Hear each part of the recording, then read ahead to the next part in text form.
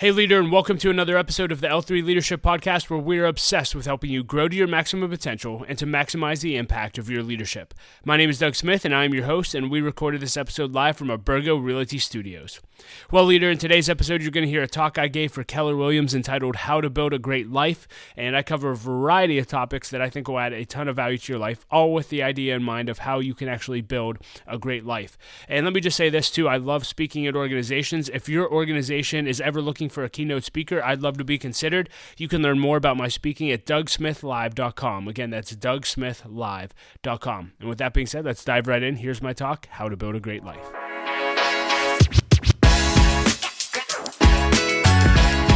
Well, hey, just a little introduction of myself if you didn't get to meet me last time, and there's a reason I'm just sharing all this stuff, which I'll get to.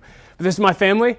So if you can count it up, we have 5 kids, all under 9. They're all odd numbers right now, so 9, 7, 5, 3, and 1 within the next week. We leave tomorrow. We're going on a Disney cruise, first time we've ever been on a cruise. Thank you. I don't know if you have to clap, but really, really excited. We're going to have a lot of fun. Hopefully we don't get sick. And that's pretty much all you need to know about my family. I married my high school sweetheart, which I'll get into, but that's our family. Next slide, Martin. I work at Light of Life Rescue Mission, so this is my full-time vocation. I'm the assistant executive director there, so really responsible for running the day-to-day operations of Light of Life. We're a nonprofit ministry that serves the homeless men, women, and children of our city. So on average, we'll see about 3,000 unique individuals who are experiencing homelessness walk through our doors each year. And we help them with everything. This is actually, how many of you have seen this building? Anyone, when you're driving home, right, from a Steelers game or anything, you drive right by it. It's a crazy story on how we got that piece of property. But anyway, we're grateful. But this is our emergency shelter. We have a couple buildings, but every day of the year, up to 85, men, women, and children can stay here every single day of the year. We serve breakfast, lunch, and dinner every day of the year there as well. So if you ever want to have a volunteer day, get involved, come down and serve with your family. Great way to get connected and give back, but also have a really meaningful experience. Oftentimes people come to us and they think they're going to make a big impact, which I'm not arguing that they can't, but what I love seeing is they actually are the ones that end up impacted by the people that we serve. And so really come and see, come check us out. Lots of ways to get involved there. Just a context leadership-wise, I've been there for 15 years next month, which is crazy to think about that. I've even been working that long. But 15 years, I started entry level as a volunteer coordinator. I was the worst volunteer coordinator in Light of Life history. I have no administrative skills, and I was supposed to coordinate volunteers, and so volunteers got mad at me all the time because I messed up their schedule. I scheduled too many volunteers. But my boss saw potential in me, and she said, hey, you seem to be really good with people. Have you ever considered fundraising? And if you ask anyone in fundraising if they've ever considered fundraising, they would tell you no. We all stumbled upon it accidentally. So she threw me into the deep end and made me a major gift officer. And so I just started raising money, just making it up. And that ended up going pretty well for me. Ended up spending most of my career at Light of Life in fundraising. We grew our annual budget from around $4 million to now up to $12 million over the time we've been there. And we ran a $25 million capital campaign. So we completed that maybe 2 years ago. So just for the scope of what we do, kind of give you some context there. And then lastly, I'm very passionate about leadership development, which I'll share some of my story today. Some of you heard a little bit of my story last time I shared, but I was a young leader once, and I had a mentor come into my life, Larry Betancourt, who Marnie knows very well. And I was 18 years old, wasn't headed anywhere in life, and he handed me a John Maxwell CD. And for the first time in my life, I was exposed to personal development, which is really what today's all about. It's about you developing you to get better. And when you get better, everything around you is going to get better. The people around you, the people you develop, your family, everything gets better when you get better as a leader. And so he handed me a John Maxwell CD. I listened to it. I felt like this was before podcasts were really big. And if you've ever seen the movie The Matrix, when he learns Kung Fu, like that's what I felt like. I'm like, I called him instantly. I'm like, give me everything you have on leadership development. And for years, I spent hours a day literally listening to leadership development lessons, podcasts, videos, everything I could get my hands on. And eventually I got to a point where it's like, hey, I really want to do for others what Larry and John Maxwell and other people who have influenced me have done for me. So I started a company called L3 Leadership. We have a podcast, so L3 Leadership Podcast, which Jim mentioned. I have over 400 episodes. I've interviewed tons of great leaders. If you like even the personal lesson I'm giving today, I do a personal recording, or I try to every month on the podcast. So that's a great way to connect. I just reposted. I've interviewed Mike Tomlin multiple times. So sad that he's going. Whether or not it's the right call, I won't comment on that. But man, awesome, real deal leader. Love what he did for our city. And so that's a little bit about me, and really all that you need to know. But the reason I share that is because what I'm going to be talking to you about today is how to build a great life. At Indosha, we help transform visions into results. What does that mean? We often work with companies who are doing amazing things that have incredible products and services, but fail to communicate what they do properly and market themselves effectively. We passionately serve entrepreneurs, business leaders, and visionaries to see what's in their heart and their visions for the future come to life. We do that by providing fractional marketing leadership and creative execution all in one. That's what we call VCMO. With VCMO, you get a marketing director and a team of creative professionals to help execute all of your marketing needs, all for one monthly cost. How do we do all this? We do it 3 ways. Number 1, we get your vision. We get excited about your mission and your trajectory as a company and come alongside to see you go further, faster. 2, we have a team of talented strategists and creatives to get all of the work done. And 3, we flat out work freaking hard for you and your company. Reach out today. Let's start a conversation. How to build a great life. Really encourage you all to take notes. It sounds like Jim, I talk really fast, and I tend to give people a gallon when they need a teaspoon on subjects. And so there will be time for Q&A. If you need me to slow down, you're not going to offend me. Just say, hey, can you say that again? Slow down. This is really informal. Don't be afraid to interrupt me. If you want me to go deeper on anything, let me know, because again, I'm going to hit a lot of subjects. But my goal today is really just to add value to you. And the reason I give this talk, How to Build a Great Life, is one, all the things I just shared with you of what I'm doing with my life currently, if you would go back to when I was a teenager, and Marnie knew me then, you would have never said or thought or imagined that this would be my trajectory. Then I think I shared my story here last time, but I'll just kind of give you the highlights. Grew up right down the street in Bradford Woods, so very familiar with this area. Had a normal life until middle school. In middle school, got into drugs and alcohol, summer of 8th grade, and basically determined that I would never amount to anything. I quit trying and had to go to summer school each year just to get to the next grade. My mom had a rare nerve disease in her legs, so went from having a normal family life, like pre-middle school, to no family life in middle school on, because she ended up in a wheelchair. My dad had to work 2 jobs to get our family by.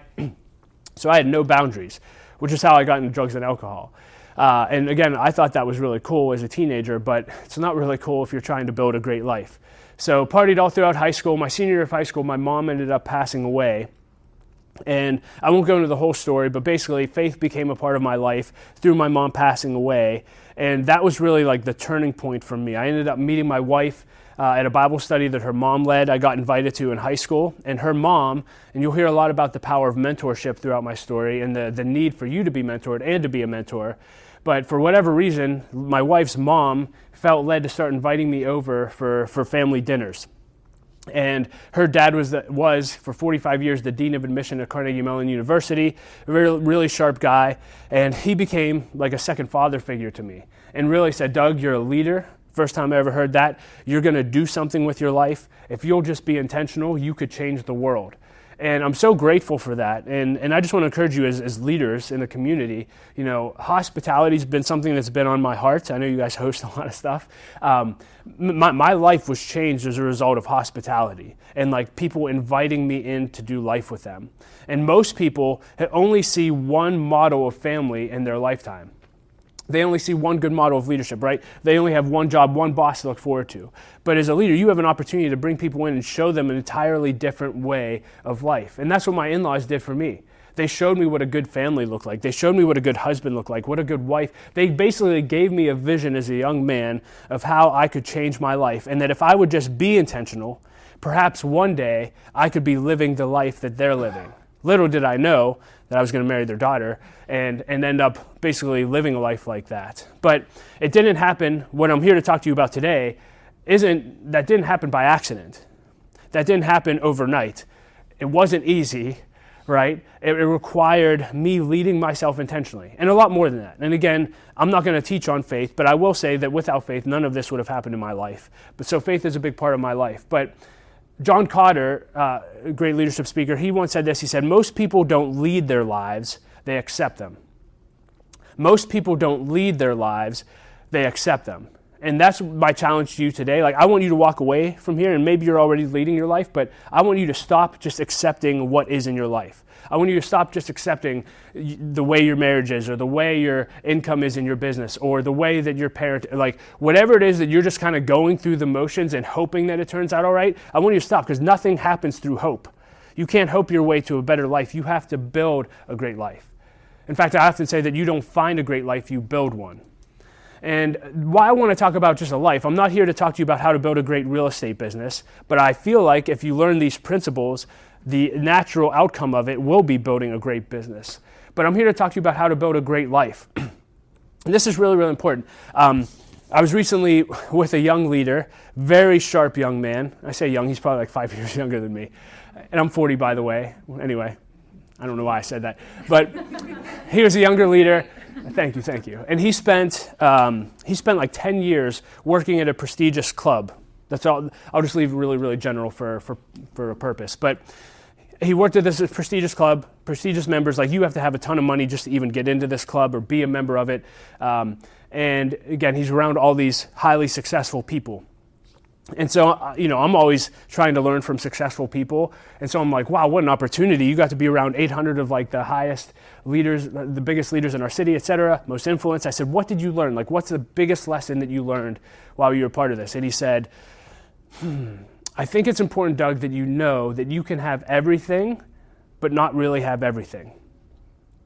I think it's important that you know that you can have everything and not really have everything. Or in other words, you can really have nothing. You can have everything on the outside. And he said, out of all the members that he rubbed shoulders with, I said, how many of them actually do you feel like had everything? Like they didn't just have a great business or a great bank account. They actually had a great life. And he said, 5 people, 5 members, 5 families out of over 800, he respected enough to say, yeah, they did it right. They had a great life. They just didn't have a good business or a good bank account. Another example that I love, I heard Zig Ziglar share this story that there was a young man when Zig Ziglar was in his prime that came up to him, and he basically was asking him to mentor him, and he said, he was working for a really successful businessman, and he said, Zig was asking, what do you want in life? Like, what do you want? He said, I want to be that guy. Like, I want to be my CEO. He's amazing. He has it made. He has the best life ever. What he didn't know is Zig knew this guy personally and knew a lot about his personal life. And so Zig thought, maybe it's time to do some training. And so he said, well, what is it about him that you love? And he said, oh man, this guy has everything. He has all the money in the world. He can do whatever he wants, whenever he wants. He has a huge mansion. Like, he just named all this stuff. And Zig said, okay, let me paint like a broader picture for you. Like, hey, do you know that this man's married? Like, he's on his 5th marriage, and his kids don't even talk to him, and he has no relationship with his children. He's like, did you know that? He's like, no, I didn't know that. He said, oh, by the way, this guy also does not take care of his own health, and he's in horrible shape. He probably has a few years to live, if that, because he doesn't take care of himself. And then he just started going one area of his life after another, basically pointing out that, hey, this picture, this mirage that you think is great is really not that great. And at the end of the conversation, he said, hey, knowing what you know now, do you still want to be like him? And the young man was like, absolutely not. Absolutely not. He had no idea. And I think so many times we get an idea or a picture of what a successful life is, and really we think it's stuff, it's money, when in reality it's none of those things. So that's why I'm here to talk to you about today. How do you actually build a great life? Not so other people can look at you and be envious, but so you can actually say, like, man, I'm not just successful in one area. I have great relationships all around me. I'm making a difference. I have a great family. I have great finances, all of those things. And so I'm going to be sharing a bunch of principles with you on basically at least what I've learned through my journey of building a great life. And again, happy to dive into anything deeper that you want, but really encourage you to take notes. And so principle number 1 is This is the only life that you get. Surprise. This is the only life that you get. Now, I know it's easy to recognize that, but do you really recognize that you only get one life? Unfortunately or fortunately, depending on how you view it, I had to learn this at an early age. When my mom died, I was 17 years old. 2 years later, I didn't talk about this, but my mother-in-law, whose Bible study I went to, she had lung cancer that went to her brain, and she died 2 years after I met her. She was 47 years old. My mom was 55 years old. I've lost some other family members, but a few years ago, 2019, I lost my younger sister, Sarah. She was 32 years old to a heroin overdose. Struggled with heroin addiction for 15 years. 32 years old. So for me, this knowing that life is short is really real to me. And if I only get as many years as my mom got, I have 15 years to live. If I only get as many years as my mother-in-law got, I have 7 years to live. And if I only get as many years as my sister had, I'm already living on borrowed time. And when you live like that, you live differently. And so I love this. If you've ever read the book Tuesday with Morrie Schwartz said, this is a great book if you haven't read it, Tuesdays with Morrie. He said, everybody knows they're going to die, but nobody believes it. If we did, we would do things differently. Everybody knows they're going to die, but nobody believes it. If we did, we would do things differently. And I saw this quote, I don't know if this was on a tombstone or where I got this, but it's always stuck with me. It said, first, I was dying to finish high school and start college. And then I was dying to finish college and start working. And then I was dying to get married and have children. And then I was dying for my children to grow old enough for school so I could go back to work. And then I was dying to retire. And now I am dying. And suddenly I realize I forgot to live. I forgot to live. And I don't know if you can relate to any of those, but I can, right? I remember those high school days where you felt like your senior year was going to last forever. But man, what I'd do to go back and just hang out with those boys one more time, knowing it was the last time we were going to hang out, right? To go back to those memories. Don't wish your life away. You only get to do this once. My favorite quote about life, I share this all the time, is by Mae West. She said, you only live once, but if you do it right, once is enough. You only live once, but if you do it right, once is enough. So how do you do it right? My encouragement to you here in your homework would be, I'll give a lot of homework and a lot of resources. And again, I'm happy to send out links afterwards. But if you've never put together a life plan, I could do a whole seminar on this, but a life plan, and a life plan is literally what you do. And there's a book I'd recommend called Living Forward by Michael Hyatt and Daniel Harkavy. It's a little fluffy, but overall it's good. Living Forward by Michael Hyatt. The important part is the exercise, and Daniel Harkavy. But a life plan is when you go away, and you actually, I would encourage you to go away, but you do something where you get off site and give yourself time to reflect. And you basically take every category of your life, so business, relationships, marriage, family, children, spiritual, etc. And you say, okay, at the end of my life, when I'm 80 some years old, or however many years you get, if I'm able to actually share what I want my life to look like and to be able to have said about the way that I lived in this area, what would I want that to look like? What do I want that to look like? What do I want my wife to be able to say about me at the end of our life on the way I stewarded our marriage? What do I want my children to say about me? I heard John Maxwell speak at a conference last year. I bawled at this. His father died. He always said that he hit the lottery when it came to parents. And his dad died just a few years ago. He was 94 years old. His dad was the biggest influence in his life. And he said, when my dad was dying, it became obvious, and we were in the hospital room with my dad, and I cleared out the room, and I said, no one come in here. I need some time alone with my dad. And he said for the next 5 hours, he spent literally sharing 29 lessons with his dad that his dad taught him and enabled him to live the life that John Maxwell is living. 29. Can you, as a dad, I'm just tearing up thinking, man, if I'm on my deathbed and one of my kids did that, is there any better way to leave this place, right? That's unbelievable. I told my father-in-law that because, I would do that for him. He's like, 5 hours, dear God. He goes, 5 minutes is fine. Just tell me I did it, So it depends on who you are. I'm more the feeler. But man, how powerful would that be? What do you want your life to look like in the end in every category? The way you stewarded your money, the way you stewarded your spiritual life, the way you stewarded your health and fitness. And what's beautiful is once you complete your life plan, you have a picture and a roadmap for where you want to go. And then you start actually systematizing and say, okay, if that's the end I have in mind, if that's what I want to accomplish, what do I need to do this year? What do I need to do this quarter? What do I need to do this month? What do I need to do this week? What do I need to do today to actually take steps to getting there? If you just do that alone, I promise you, you'll be 95% of the way to building a great life. You actually have to do the stuff you say you're going to do, but that's a whole nother story. But put together a life plan. How many of you guys does anyone here have a life plan? Has anyone ever done that exercise? Yes! Awesome. I love that. Would you agree? Has it been helpful? Yeah, so put together a life plan. This is the one and only life that you'll get. John Maxwell wrote a book that changed my life called Today Matters, and the thesis of it was we exaggerate the past, which is true. We overestimate the future, but we underestimate today. Today is all you have. Today is an opportunity to take steps toward the life and the dreams and the goals that you have. And so take today seriously because you're not promised one tomorrow. Number 2, dream big and go for it and determine to pay the price. All right, just said and pay the price on the slide. Dream big and go for it and pay the price. When I first started getting around my father-in-law, he would constantly just say to me, Doug, dream big and go for it. Dream big and go for it. Dream big and go for it. My biggest dream, my dad's a bus driver from North Allegheny. That was my dream. Like, I just thought, hey, I had no ambition. I'm like, I'll just do what my dad did. And there's nothing wrong with being a bus driver. Like, my dad's still driving a bus. It's awesome.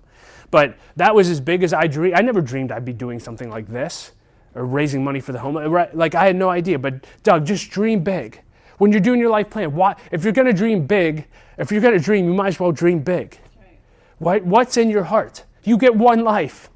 Write out your dreams. Who cares? Even if it's just you, it's not like you have to publish a book with your dreams.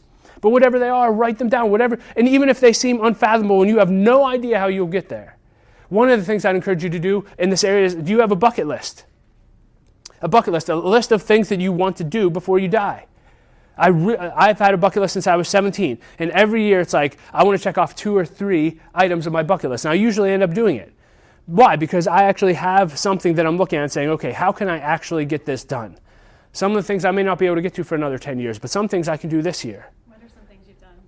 Some things I've done on my bucket list. Laura and I love tennis, so we haven't completed the full bucket list, but we want to go to all the major titles in tennis. So we've gone to the U.S. Open in New York, we've gone to Wimbledon, and we think we have an idea of how to get to the French Open. My wife works for a French company. Australia is going to be tough, but we're going to get there. It might be 10 years away. Yeah. But some of it was like I wanted, at one point when I was really young, I wanted to meet John Maxwell. And again, I'm the 17-year-old teenager. I had no idea if that would ever happen or how that would happen. And I don't know how long ago. 6 years ago, I had a private lunch with John Maxwell at his golf club. I mean, I was ready. I'm like, God, take me now. I've done it like that. That was pretty much at the top of my list. And so it all went, life only can go downhill from there. But I had lunch with him, and it only would have happened if I would be intentional. And really, it happened because a mentor I had in my life knew that I loved John Maxwell, and he opened a door that I couldn't open for myself, and he made a way for that to happen. Do you think I'll ever forget that? I'll do anything for that man who opened that door for me. But if that would have been on my bucket list, I don't know if it would have happened. Again, be intentional. Create a bucket list. Dream as big as you can, and you'll be surprised what you can accomplish. And then pay the price. So, and you'll hear me mention John a lot, John Maxwell, but no one's probably had a bigger influence on my life. And when I was a young leader, I remember hearing him share the story, and I think of it every single year. And every young leader I meet with, I tell them the story. Basically, he had a young man come up to him in the middle of a speech or in an intermission, just like this. And this young kid was like, John, I want to do what you do. And John was like, what do you mean you want to do what I do? And he said, well, man, you have a pretty sweet gig. You get to come here. People paid all this money to come here. You get to basically suck on a cough drop, teach people about leadership, add value to their life, make people laugh. I want to do what you do. And John just thought, okay, it's similar to Zig, it's time for some teaching. And he looked at the young man. He said, young man, I totally understand you want to do what I do. I love what I do. But the question isn't, do you want to do what I do? The question is, do you want to do what I did so you can do what I do? do you want to do what I did so you can do what I do? Right? John paid a huge price to get to where he is today and the influence that he has and the impact that he's made. Huge price. And he went on to say, small dreams have small prices, big dreams have big prices. But if you have a dream, if you're dreaming big, find out what the price is. And if you don't know, find someone that's paid the price. I don't know much about real estate, but hey, there's people that are probably doing what you want to do or experiencing the volume that you want to experience. Why don't you learn what price they're paying to actually do that? Because they're probably doing something different than you're doing, right? What is the price that you need to pay? And then once you know the price, it's up to you to determine whether or not you're willing to pay the price. No one can do it for you. No one can do that work for you, but you can do it. You can do anything. You'd be shocked at what you're able to do with your life if you would just apply yourself.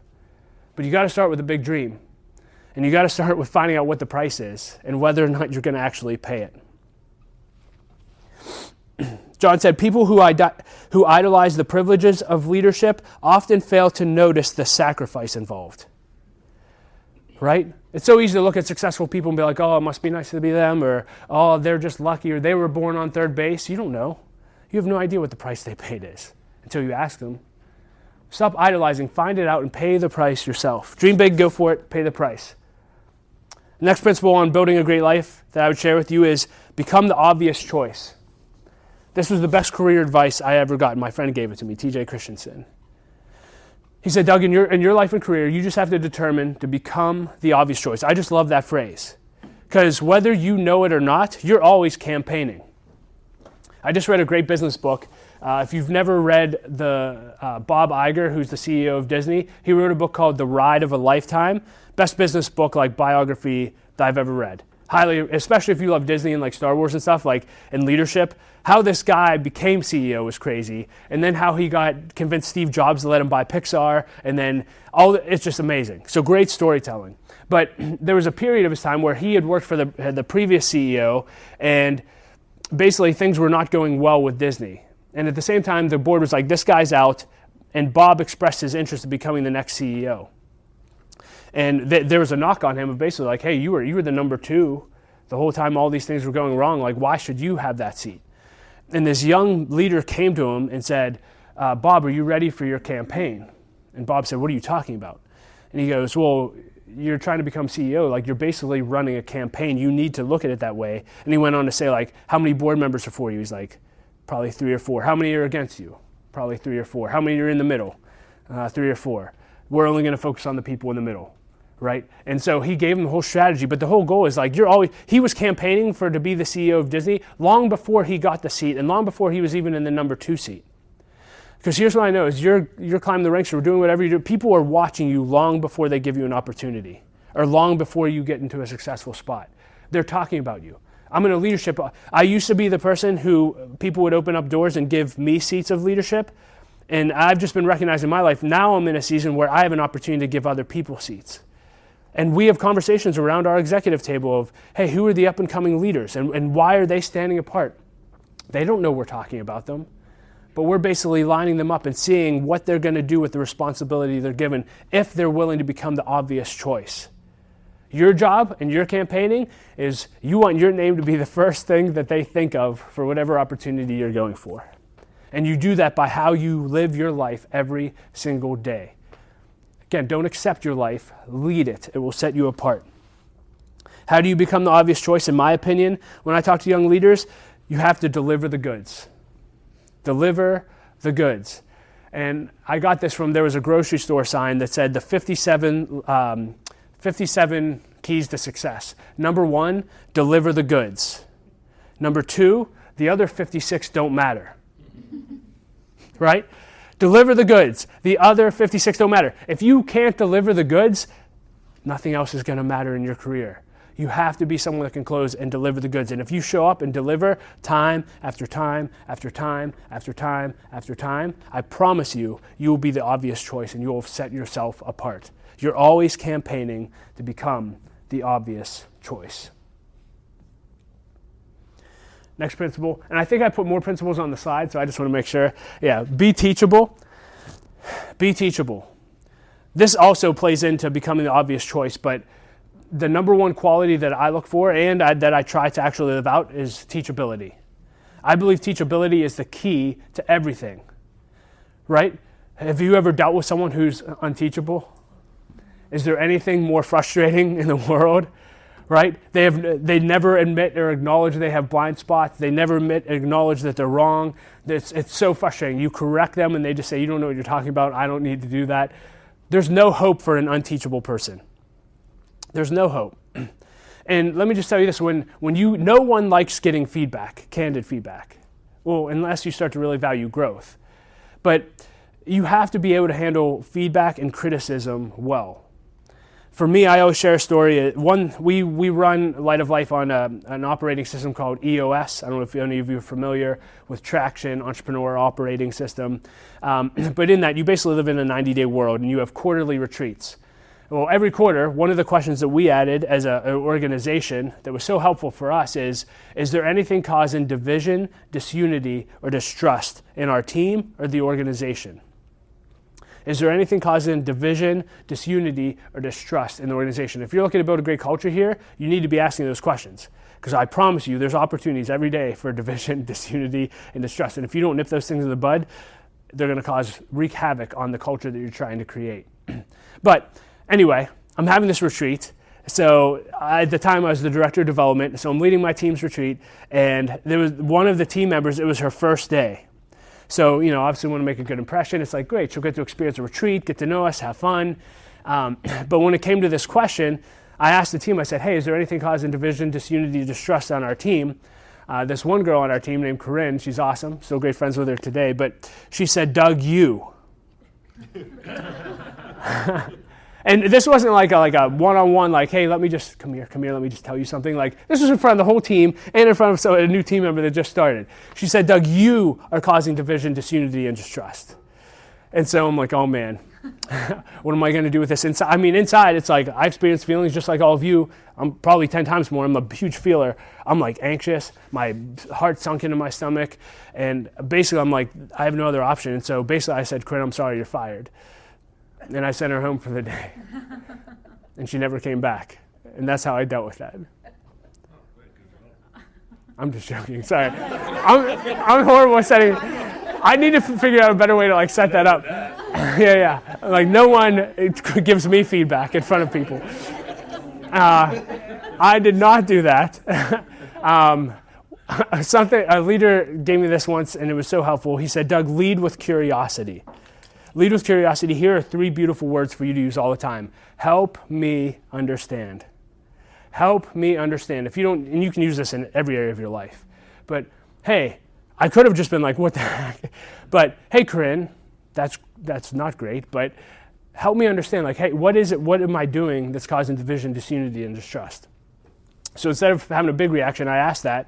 And basically, she said it's the way that you're communicating to marketing and your expectations of us. And again, it was actually really minimal things that I could change very, very easily. But the impact that they were having was negative. Like one example, this is just small, it was funny though. I would always, Corinne reported to me, and so she'd always come to me with issues and problems. And again, I'm like a 30,000 foot guy, like visionary. And she'd give me this problem, I'm like, Corinne, this is easy. Like just do this, this, and this. And she eventually said, Doug, if you say something's easy one more time, I'm going to kill you. Because why? Because I'm not the one doing it. Like she has to carry out and actually do the work. So also leaders, remember that you don't always know the price that your people are paying to do just the things that you think are easy. I've never said that again. It's not easy. Hey, let's walk through this together. But that was an example of something that I was able to change that made a significant difference. And unfortunately, I have not been brought up. But what if I would have responded maybe politely in the moment, but did fire her or did kind of cut her off? Do you think anyone would ever be brave enough to give me feedback again? There's a leader named Andy Stanley. He said, if you don't receive feedback and criticism well, you'll soon be surrounded with people who have nothing to say. And that should be your greatest fear in life. It should be your greatest fear at work. It should be your greatest fear in marriage. It should be your greatest fear in every area of your life. If people don't believe that they can actually share something honest with you, you're in hot water, and you need to figure out how to fix that immediately. And if you don't know if you're that person or not, one, consider if actually anyone gives you feedback, and if not, take that under consideration. But ask people, hey, just honest, open, honest opinion. Like, do you feel like I'm teachable? How do I react when people give me feedback? Can you give me like an honest evaluation of how you think I operate? And become teachable. I'm telling you, it'll set you apart. And it'll make you so much better. My wife and I, we have a weekly family team meeting. I used to call it staff meeting. It's not as fun. And it's still not fun. To be honest with you, I share this all the time. If you don't have a family team meeting, if you are married, I really encourage you to, or your family. But basically, it's just an hour-and-a-half meeting every week to go through details of our crazy lives of 5 kids. And so, which I always hate, but I love the outcome of it.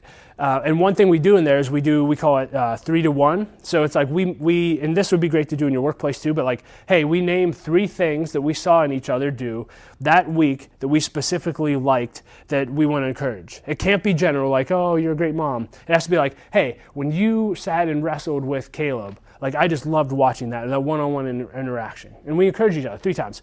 But then we do one thing that's one thing that drove you crazy and made you want to kill me. And it's not always fun conversation, but imagine every week getting feedback from your spouse or your boss or whoever of one area that you can improve in and get better at. Imagine how much incrementally better if you do that week after week after week. After 52 weeks, you had 52 opportunities to improve your marriage or to improve your workplace. It's an awesome thing. You can't do that if you're not teachable. Be teachable. Next is handle failure well. Handle failure well. This is similar to be teachable, but you want to develop a pattern and a reputation. You want to develop a reputation for someone who handles failure well. And for me, handling failure well is summed up in 3 pretty quick words. Admit it, quit it, forget it. Admit it, quit it, forget it. We all fail, so again, you're going to fail. It's just going to happen. And actually, the more you fail, you actually have a greater odds of success because you learn more and you learn faster than other people. But you're going to fail, but when you fail, own it. I heard someone great once say, never ruin an apology with an excuse. That's really hard, but it's really good. I don't know if you've ever messed up, but I've gone to that in my leadership. Like, I admit completely, like, hey, I totally failed on that. A great example, when I first became the development director, it was my first big leadership role, and I had no clue what I was doing. You know, I had thoughts that I could be a good leader one day, but I had no idea. And so I had to present to the board for the first time. I'm 33 years old. This was 7 years ago. And I go to this board meeting, and I didn't know how to communicate to a board. So one of our vendors created like this really in-depth marketing report about all of our fundraising. Tons of data, graphs, charts, great information. I'm like, the board will love this. Numbers, so I hand out these reports to all the board members, and they start looking at them, and like they're all shaking their head. I'm like, this is great. The only problem was then they said, Doug, like, help me understand this report. And they started asking me specific details, and I could not answer one question. One. I'm like, I basically just said, I have no idea. I thought you guys would appreciate it because it has good numbers and bar graphs in it. I didn't actually say that, but like, that was basically how I thought. So they're like, well, you need to go figure out all this stuff and get back to us. And I still remember it was my walk of shame. I walked out of the board meeting, and the way I had to leave for the night was basically walk past the board meeting with like all the glass windows. So I'm like this, walking out of work that day. What I didn't know, my current boss, he said, man, when you did that, I was just thinking, I'm screwed. Like, what did we do? We put this kid in leadership. And basically that's what the board, when I left, that's what the board said to RED. Like, really? Like, are you sure we put the right person in the right seat? And so I could have stuck my head in the sand and been like an ostrich and just said, I'm just going to keep moving on. But instead, I heard that quote, never ruin an apology with an excuse, and admit it, quit it, forget it. And so I called every single board member the next morning. And I said, listen, that was a total failure. I messed up. I'm so sorry. And I need to learn. And there was a few of them that I specifically asked. I said, can you help me learn how to communicate to a board so that this never happens again? Will you mentor me? And all of them accepted my apology. 3 of them took on the responsibility of mentoring me. And I still remember all the breakfasts. I had a bunch of breakfasts, and they said, here's how you report to a board. Here's the information that you need to keep them up to date with. Here's the templates that you, like, they gave me a roadmap. I've never had a problem with the board again, ever. But if I would have stuck my head in the sand, I would have never learned the lesson. And now the board knows that I'm willing to acknowledge failure when I messed up, that I'm not perfect, that I dropped the ball, and that I'm teachable, right? And it's enabled them to trust me over time. Handle failure well. Admit it, quit it, and forget it. Take your time. Food's not here yet. Okay, I was just going to ask, how are we doing on time? Is this helpful? Is anyone getting anything today?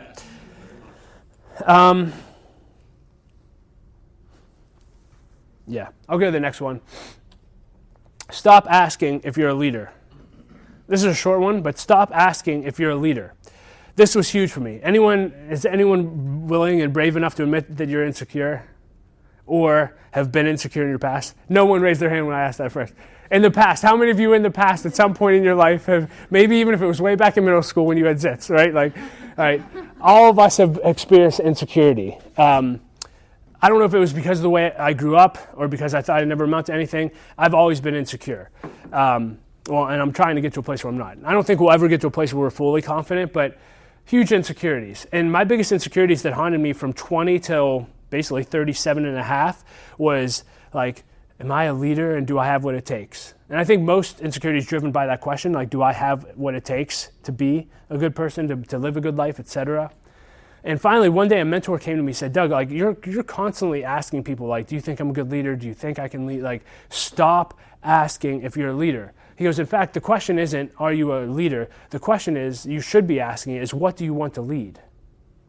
The question isn't, are you a leader? The question is, what do you want to lead? The reality is, all of you probably are aware and self-aware of what you're good at and what you're not at, your skill sets, etc. Step in fully to who you are. I am a leader. It freed me up. It's like, I don't have to be leading what I'm leading. Like, I can lead anything. Not literally, but it's like, it opened up a world to me. Where before it was like, oh, I hope I don't mess up because they might not view me as a leader and I don't even know if I can do this and maybe I should step back and maybe... Instead, now I can lead with confidence. Like, okay, yeah, there's always things that I need to do to improve as a leader, but I don't have to question, do I have what it takes or am I enough or am I a leader anymore? And I don't know what that is for you. Maybe it's selling real estate. Maybe it's leading a team. Whatever that is, man, let go of those insecurities. Stop asking if you have what it takes. You do have what it takes. Just do it, right? I don't see a lot of teenagers in this room. Like, you all are old enough to have track records of success. You've done it before. You've done things before. You can do it. Stop asking about your insecurities and just start stepping into your strengths. Next is get on a personal growth plan. Get on a personal growth plan. And I never want to take for granted that everyone is, but the opportunities you have to grow in this world are crazy. Podcasts, YouTube, there's too many opportunities to grow. But what are you doing every single day to grow and develop? For me, I talked about Larry, who gave me the John Maxwell CD. Again, I commute every day to the city for about an hour. What am I doing? I'm listening to podcasts nonstop. I've been working there for 15 years times an hour a day, times however many days that is. Like, that's a lot of personal growth time. That's a lot of time to soak in information. But for me, it's like, what podcasts are you listening to? What audiobooks are you listening to? What books are you reading? Intentionally. What mentors, which I'll talk about in a minute, what mentors are you meeting with? Who are you meeting with that are doing things better than you? What conferences are you going to? And I know Keller Williams provides tons of opportunities for growth for you. So I'm not going to spend a ton of time on this, but find time to grow every single day. That's basically all I'll say. Next, this will add a ton of value to your life if you do it. Develop your network of mentors. So going back to Larry in my life, he would bring in leaders just like this. Like, this was the same setting. I was interning at a church for him with Marnie. I used to fart in her office. That's how, talk about immature and insecure. That was me. I've grown up. Anyway. I'll move. It was a closet, so it's kind of easy to... Yes. I almost killed Marty once. Anyway, sorry. When were we talking about mentors? Larry would bring in leaders like this, and he would have them share. And he always told us, he said, listen, if you connected with that person, like, follow up with them and ask them out to coffee or ask them to mentor you or ask them for advice. And he goes, I can't promise they'll say yes, I can't promise they'll say no, but you should do it. And he gave us this process, which I'm about to give to you. So if you're taking notes, this has served me so well. So first, this is developing your network of mentors. The first thing I would encourage you to do is to develop a bucket list of people that you want to meet with. I mentioned John Maxwell was at the top of my list. It was true. Who do you want to meet with? And it could start local, like, well, and I'll get to that in a sec, but put anyone you want to on the list. Name your hero. You want to meet Brad Pitt, etc. Whoever it is, add to a bucket list. And then basically just start meeting with people, reaching out to people. It could be, and I guess I'll just use this as a bonus. This is how I started my podcast. Larry told me to start meeting with these leaders, and every month I would start getting meetings with leaders. And about 5 to 10 years into that, all my peers started saying, Doug, I can't believe you got a meeting with Marnie. Can you believe that?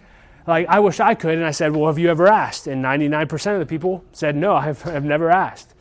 And so I thought, well, here's an opportunity. And so when I started approaching people, I'd say, hey, I would love to meet with you with the process I'm going to give you, but could I also record our conversation so that not only does the conversation, the value you add value to me, but then anyone who will listen, it will add value to them, which is an increased way to get a meeting with someone. Because it's like, oh, now I can make an even bigger difference. But start with where you are. My first podcast interview was my father-in-law. I didn't have a huge network. I didn't know how to get to Mike Tomlin or Mike Sullivan or Clint Hurdle. I didn't know if I ever could. But I started with who I knew. And at the end of before every meeting, basically, I ask people, hey, I always start with 30 minutes. Is there any chance I could have 30 minutes of your time? It could be on Zoom, it could be for coffee, whatever. If you're willing to meet with me, I will send you a list of questions in advance. Again, don't just accept your life, lead it. I'll send you a list of questions in advance so you know I'm not going to waste your time. And that'll be that. So 99% of the time, you'll probably get a yes from this, I would say, at least with the people you know. When you start getting bigger names, it's harder. But get the meeting. When you get the meeting, show up early, right? Shake their hand, thank them for their time, print out a list of the questions, and just start going through the questions. And also, this is more of an interviewing hack, but lead with your curiosity too. In my early days, because I was insecure, this is more of a podcasting thing. I remember this guy named Ken Coleman who works for Dave Ramsey. He gave me this feedback. He said, Doug, I said, give me feedback on my interviewing. He goes, you're so focused on getting to the next question that, like, man, it sounds like you're not really listening. And basically he's like, you're insecure.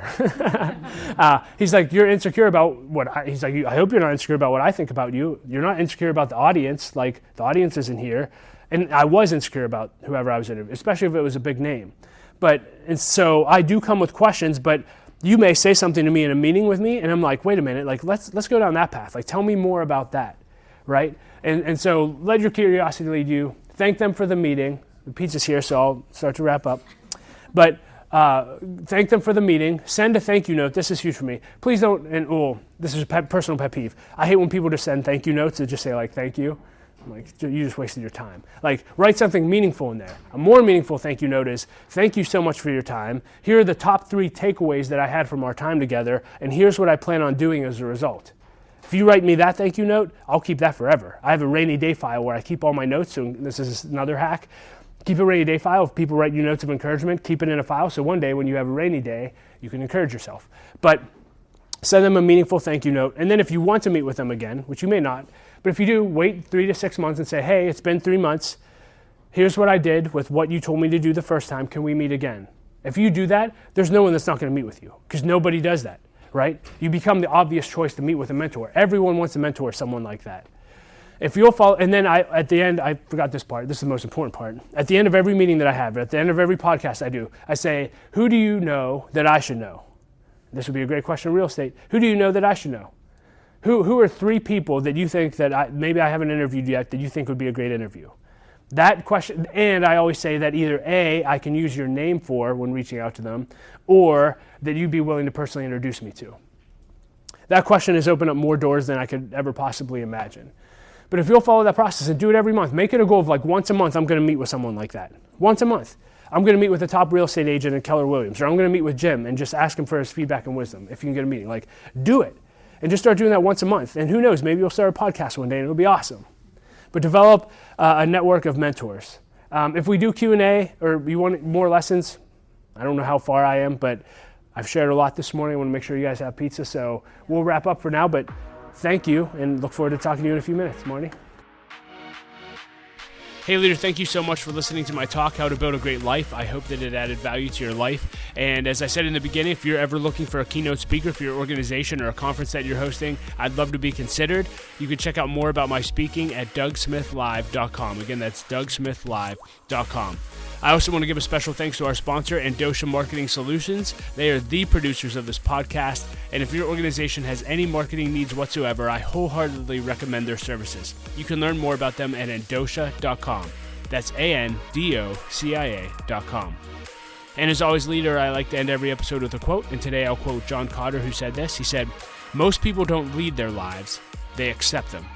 I love that quote. Don't be a person that just accepts your life. Lead your life, leader. That's going to wrap up today's episode. As always, remember, don't quit. Keep leading. The world desperately needs your leadership. I'll talk to you next episode.